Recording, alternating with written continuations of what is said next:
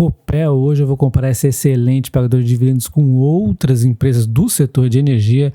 Então nós vamos ver bastante aí os fundamentos da empresa e também o que está rolando aí um pouco com a empresa, beleza? Então, se você gosta da Copel e de outras empresas de energia, se inscreve no canal e deixa aquele like. Para não esquecer, já deixa agora, beleza? Começando aqui com a governança dela, ela tem free float nas ONs um pouco baixa, 17,88, por isso a liquidez menor também, né? O free float nas PNs é bom, aí quase 50%, das units é 37,56, um free float ok aí, o tag along de 80%, a governança é nível 1 e o sócio majoritário é o governo, e aí, na minha opinião, eu acho o fato de ser o governo estadual é menos pior do que se fosse o governo federal, né? Porque tem sempre intervenções, a gente vê essa, né, para as empresas de saneamento principalmente, mas no caso, quando é o governo federal, eu acho que são piores as intervenções, como a gente vê na Petrobras e na Eletrobras, foram intervenções que quase simplesmente faliram a empresa praticamente, né? Foi muito difícil a retomada, então eu acho mais perigoso aí o governo federal. Enfim, comparando aqui as units com as ON e com as PNs, eu tenho que dizer aqui que, na minha opinião, eu comparei aqui as ONs, não é recomendação de compra. As ONs, no momento, estão com PL, o PVP, aqui a gente pode ver que elas estão mais baratas, né? Mas elas estão com dividendo um pouco menor, é por isso que você tem que levar em consideração. A primeira vez que eu falei de quão a 3 estava barata, já reduziu essa diferença, né? Por conta aí das altas da 3 maiores que a da 6. Mas ainda assim elas estão mais baratas. Então, neste momento, eu ficaria com a 3 mesmo que tivesse um dividendo um pouco menor. A gente pode ver aqui que a liquidez da 3 também é bem menor que a da 6. Isso também deve ser levado em conta, mas como o valor é baixo, dá para você operar no lote, né? E aí, falando aqui do valor intrínseco de Graham, a gente aqui vai comparar qual ação está mais barata. Quanto menor a barrinha aqui no último ranking final, sempre melhor. Então, aqui a gente vê que o PL e o PVP da Copel estão menores que das concorrentes, então por isso aí ela está mais barata. Pelo PVP e pelo PL não poderia dar resultado diferente, como pelo valor intrínseco de Graham, ela é a empresa mais barata com uma margem de 172% contra a Eletrobras, que já foi bem barata, deu umas altas aí, já não está tão barata assim, na verdade está muito barata, mas não tanto como esteve. 65% a Eletrobras, 13% a CPFL e menos 29% a Engie. Aí isso não quer dizer que esteja cara, já que o valor intrínseco de Graham não leva em consideração crescimento. E aí pelo dividendos, né, a Copel aí colada aí a CPFL, né? A Copel é a líder ainda assim com 15%, um dividendo monstruoso. A CPFL com 12%, a Eletrobras com 9,30% e a Engie com 6,29%. Então a gente vê aqui que a Copel e a CPFL fazendo muito bonito aí nos dividendos, né?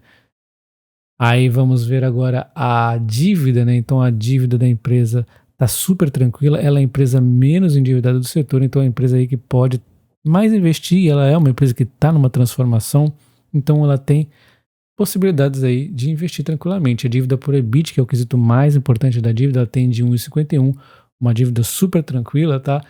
Isso aqui é o tempo que a empresa levaria para quitar toda a sua dívida, dado o seu EBIT atual. Ela tem 1,51, então quer dizer que em 1 ano e meio aí ela pagaria a sua dívida bem tranquila à frente da Eletrobras, à frente da Engie e à frente da CPFL, né? Nenhuma delas está muito endividada, ao meu ver. A Eletrobras, a dívida por EBIT está muito esticada aqui, porque o EBIT dela o EBIT dela é diferente, né, por toda aquela questão que ela teve lá no MP do governo Dilma. Então ela tem mesmo um EBIT menor do que não corresponde EBIT com tamanho gigantesco da Eletrobras, por isso que nos outros quesitos ela não parece estar tão endividada e apenas no EBIT. O EBIT dela é menor do que ela deveria ter. Então, com isso, a Copel é a empresa menos endividada, nenhuma delas está tão assim endividada. E aí vem da eficiência da empresa as margens, né? A gente vê a Engie aí com margens extraordinárias, né? A Eletrobras com margens muito boas também, tem alguns não recorrentes, temos que tentar entender aí o que está acontecendo com a Eletrobras. E a CPFL ficou em último e a Copel aí em terceiro lugar, né? Bom, então a margem por EBIT 22,77 contra 46 da Engie, a margem bruta 27 contra 45 da Engie, a margem líquida 21 contra 21 também da Engie, né? Então acabou ficando aí. A Engie melhora a margem EBIT aqui e a margem líquida eu considero as mais importantes, né? E aí vem da rentabilidade de investimento, o ROIC, o ROI seriam os mais importantes, e a Engie tem 19,43 de ROIC, enquanto a CPFL tem 12 e a Copel tem 10. Então a gente vê uma grande diferença entre a Engie e as demais, né? O ROI da Engie é 34, enquanto da Copel é 21. O ROA da Engie é 7,83, enquanto o da CPFL aí é bom, né, da Copel é 8,8. O giro de ativos 0,36, Engie 0,61, CPFL 0,41 a Copel, dando aí uma disparada da Engie na frente das concorrentes, e a Copel e a CPFL próximas, mas a Copel um pouco atrás, principalmente aí por conta do ROIC, do ROI abaixo aí da CPFL, né? E aí, falando em crescimentos, a CPFL ficou em primeiro, a Engie em segundo e a Copel em terceiro, com a Eletrobras em último, né? Ficaram até relativamente próximos aqui a Copel, a Engie e a CPFL, porém um destaque aqui para a Engie é que ela está no momento aí que ela deu uma redução no crescimento do lucro, como a gente pode ver na taxa de crescimento de lucro, ela ficou com 13,25, conta 33,47 da CPFL e 25 da Copel. Então a Copel e a CPFL muito bem, mas eles são empresas em processo de transformação, né? Então por isso que esse lucro tem melhorado bastante. São empresas que tiveram mais para enxugar as despesas, por exemplo, e a Engie já é uma empresa mais redondinha, com margens que já estão muito boas, por isso que não teve tanto para enxugar e o lucro não cresceu tanto nesse momento difícil de economia que nós estamos passando e com todos os investimentos que a Engie tem feito. Mas quando a gente vê aqui a taxa de crescimento da receita e o crescimento da receita, a gente vê a Engie bem à frente, seguido aí da CPFL com 8 de crescimento contra a Copel 4, né? A crescimento aí dos últimos 5 anos, 10 da CPFL e 9,60 aí da Copel. Então elas estão mais ou menos próximas aí, mas isso aqui mostra que mesmo quando a gente vê o fundamento, o resultado final, mesmo que a gente faça a pontuação, tudo bonitinho, a gente tem que tentar interpretar aí, entender o que está acontecendo por detrás desses números. E vamos ver agora o ranking final. Então a gente vê aqui a CPFL, a Copel na frente, né? Seguida da Engie e a CPFL em terceiro e a Eletrobras em último. Isso aqui foi a pontuação, né, feita por mim. E vou agora destrinchar esses fundamentos aqui. Então, o que a gente vê? A gente vê, pelo valor intrínseco de Graham, a Copel é a empresa mais barata. Isso aqui é um fato, ela é realmente a empresa mais barata. Então, dessa vez, o valor intrínseco de Graham resultou corretamente aí, né?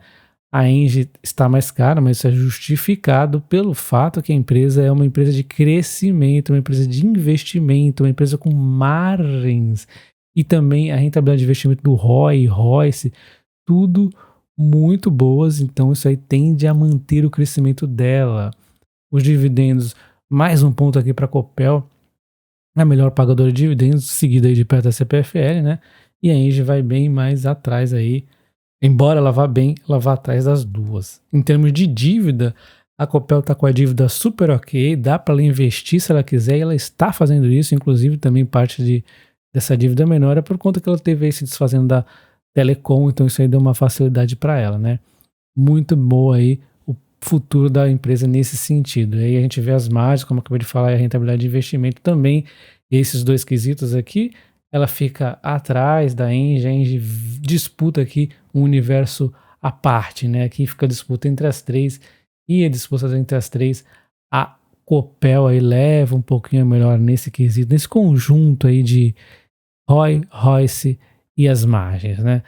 E aí em crescimento fica, como eu acabei de explicar, um pouquinho distorcido, porque foi um momento aí que o lucro da Engie cresceu menos que nos últimos anos, mas ela continua crescendo a receita bastante, ela teve impactos não recorrentes com a IGPM, negativos esses impactos recorrentes, enquanto a Copel teve alguns impactos positivos, né, como por exemplo a venda da Telecom, embora ela também tenha feito algumas aquisições, né, então a gente tem aí que mensurar tudo isso e, na realidade, a empresa de mais crescimento, a gente tem que ter a convicção que a Engie, a empresa mais barata, é a Copel. Então a Engie é uma empresa que a gente espera mais crescimento, mas isso aí coloca, de certa forma, um pouquinho de risco maior, porque quando a gente precifica mais à frente, a gente precifica que a empresa vai continuar crescendo bem.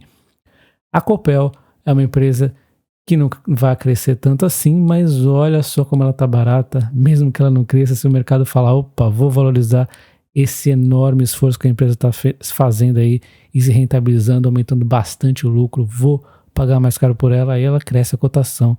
Esse é o case da Copel e agora vamos ver o que está rolando aí com a Copel. Quando a gente vê os últimos 10 anos em termos de cotação, olha só a Engie disparada aí na frente com 473 de crescimento, contra a Copel 320, foi uma alta decente dela, né? Muito boa, na verdade. Nos últimos 5 anos, a Copel já lidera com 360 e ainda assim continua barato, mas isso aqui tudo é por conta da transformação que a empresa vem fazendo, né? E aí em segundo vai a Engie, bem lá atrás com 111%, muito por conta que a Engie tem, nos últimos 2 anos aí, andado de lado. Na verdade, ela ficou negativa em 1,95% em termos de cotação, contra 64% da Copel. Novamente a Copel desempenhando muito bem, a Energias do Brasil em segundo, com 8,4%. Observe que nessa comparação eu tirei Eletrobras e pus Energias do Brasil para ficar uma comparação mais justa, já que a Eletrobras tem fortes influências externas, né, em termos de cotação. Então, a gente vê que isso aqui justifica que a Engie já não é cara como foi antigamente, e a Copel, mesmo com essas altas todas, ela continua barata, né? A gente vê aqui a evolução da receita nos últimos 10 anos e a Copel fez um brilhante trabalho de 139% aí de aumento, é muita coisa, né? Mas ficou atrás da Engie com 183% e a Energias do Brasil com 177%. A CPFL ficou atrás. Então foi muito bom aí a Engie, né? Energias do Brasil também surpreendendo. Mas a Copel não foi mal, com um crescimento muito bom. E aí, como eu disse, aquele tal do esmagando aí a eficiência, né? Melhorando a eficiência, olha só, CPFL em termos, Copel em termos de crescimento de lucro aumentou 232%, nem a Engie conseguiu ficar próximo disso, com 93%, ficou bem atrás. Energias do Brasil ficou com 147%, também uma empresa menor, né? E a CPFL também nesse processo aí de enxuga, conseguiu melhorar 128%. Então, a gente vê que foi muito brilhante aí a Copel e tende a continuar muito bem, tá? A gente vê aqui no lucro, olha só, por muito tempo ela ficou aí meio que de lado, até que começou a crescer bastante. É como se fosse uma outra empresa da época que eu comecei a investir, é totalmente diferente. A dívida dela aumentou, mas vem diminuindo até agora, recentemente, por conta aí também que ela vem pagando essa dívida, se desfazendo aí da Telecom. Os investimentos dela foram bons, no momento não deu resultado no princípio, mas depois começou a melhorar bastante. As margens melhoraram com isso. O EBITDA vem aumentando e deu uma acelerada nessa aumentada aí, aumentando bastante, assim como o retorno sobre o patrimônio líquido também aumentando bastante, principalmente aí mais recentemente. E a Copel tem aí esse reajuste feito nas tarifas recentemente, né, no fim de junho. Então foi tranquilo, não teve aí intervenções que possam prejudicar a empresa. E aí a Fitch eleva a classificação de rating aí da Copel de longo prazo. Isso aí foi uma notícia também lá em junho. Então o mercado começa a ver melhorias também na Copel mesmo. A Copel, só para lembrar aqui que a Copel vendeu a sua participação na Telecom no começo do ano, oficializou isso aí, e começou também a fazer investimentos, e no fim de maio aí, ela adquiriu o complexo eólico, né, que aumenta em 29% a sua capacidade aí de geração de energia dela, né, de geração de energia eólica dela. Então, a empresa está buscando também a diversificação dentro da geração de energia elétrica. Eu sei que muitos de vocês ficam preocupados com o término das concessões das hidrelétricas da Copel, e eu deixo nesse card aqui em cima para você entender todo esse case da Copel e essas gerações hídricas dela que ela vai perder o contrato. Entende lá, é tranquilo, não tem por que ficar preocupado. Às vezes vem notícias aí pingando para lá e para cá que deixa a gente assustado, mas calma, relaxa que isso aí é total tranquilidade. tá dentro do previsto, é normal que aconteça isso com empresas de energia elétrica. Vê o card aí para você entender o quanto pode significar de impacto na Copel. Então esse é o case da Copel, uma empresa que, ao meu ver, é muito barata, uma empresa que o mercado parece que está meio desligado em relação a ela. Quando ele resolver ligar as anteninhas aí, talvez elas disparem, talvez não se sabe. O mercado costuma punir um pouquinho as empresas públicas, né? O fato é que com esses dividendos aí, é um case extraordinário para estar investido, não é recomendação de compra. Eu gostaria de que você dissesse aí nos comentários se você tem a Copel ou pretende ter. Um abraço, até o próximo vídeo. Valeu!